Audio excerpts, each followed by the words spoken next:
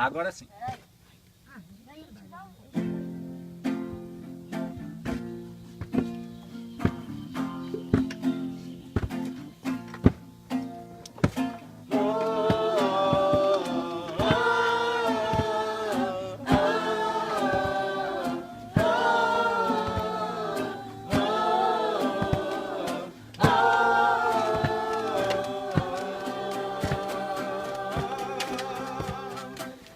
Cheguei aqui na AIRI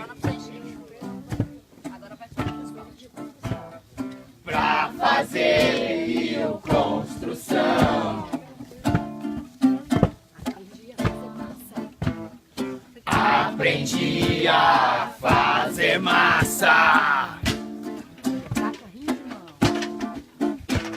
e pilotar carrinho de mão. Pega pá, enche o baldinho, vai socando o pilão, enche o saco com carinho, vai fazendo a verdade.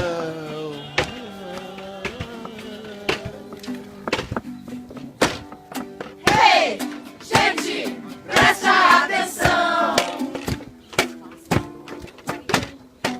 Passa o reboco direitinho pra não dar infiltração. Passa a mão, volta o dedinho pra não dar infiltração. Passa o reboco direitinho pra não dar infiltração.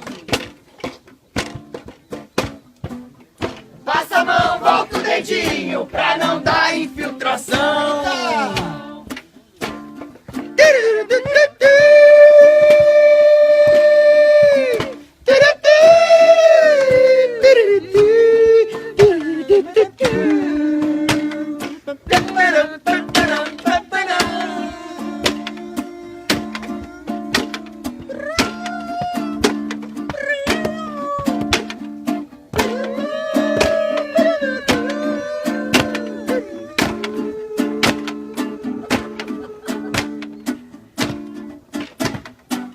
Passa o reboco direitinho pra não dar infiltração.